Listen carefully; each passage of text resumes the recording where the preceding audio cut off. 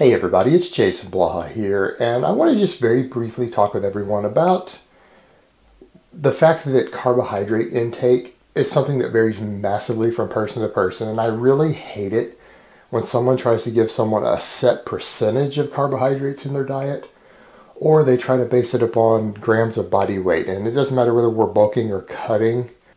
The idea that carbohydrates are going to be even remotely able to be something that you can do with a cookie cutter program is absurd.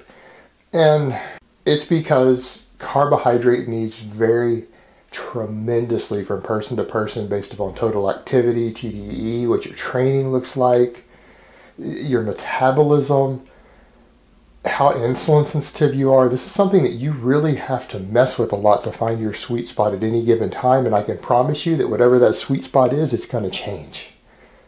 Things like dietary fat and protein can be more consistent, and they're able to easier calculate minimum needs or ranges where you're probably going to be okay based upon a few factors. You can't do that with carbs, and it's because people's caloric expenditure varies so much and their individual training needs vary so much. And the thing is, some people simply cannot handle large amounts of carbs as well as others for a variety of reasons. It's not because they're fattening, because they're only calories. It's total calories that are fattening. And what I mean by some people can't handle the carbs, well, let's say for appetite reasons, some people get a lot hungrier when they eat carbs, even when they eat whole carbs, like whole grain sources or high fiber things, fruit, whatever, things that should be fairly satiating. For some people, drives their hunger through the roof, and it will make them way overeat even on a bulk. Not to mention on a cut, if they eat too many carbs or try to fill too much of their diet with carbs, they don't get the satiation that they need. For other people, too many carbs make them feel bloated. They make them feel lethargic. And if they do that, again, they're not going to be as active as they need to be. It can affect their training. Whereas other people will thrive on ultra high carbs.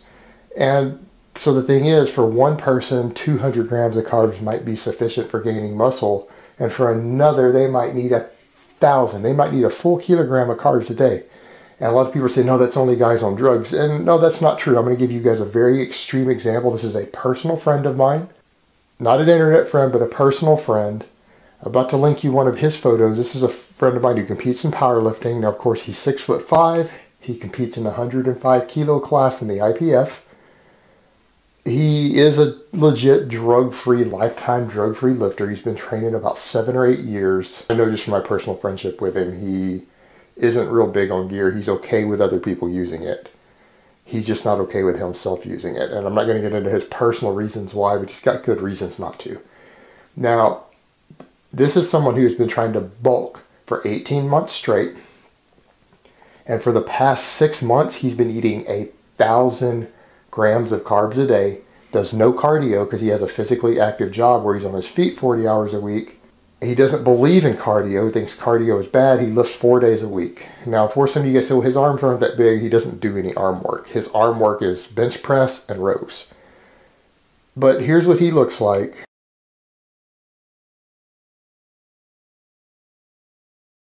And that is after bulking for over a year straight since his last cut. And he has spent the last 6 months before that photo on 1,000 grams of carbs a day. That's 4,000 calories of carbs. And he got to the point where that wasn't enough. He stalled gaining any weight at all. So he started adding in an extra glass of whole milk every day, like chocolate whole milk, just trying to get his calories up.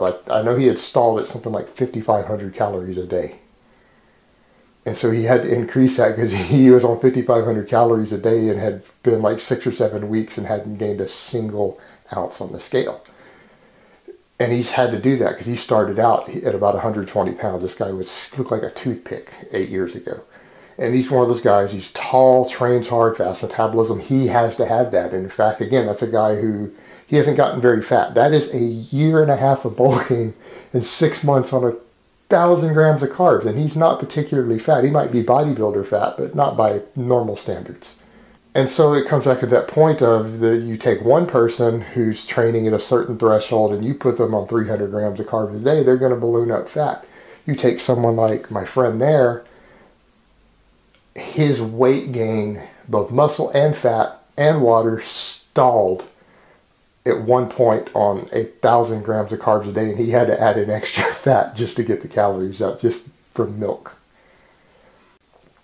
So when someone tries to give you a cookie cutter plan and say this is the amount of carbs that you need personally, without them personally assessing very closely your individual needs, because the extremes can vary so much, and it's not just the outliers like my friend there and some others, is that there are a very large number of outliers because the range itself is so massive. Those cookie cutter things just do not work for carbohydrate intake.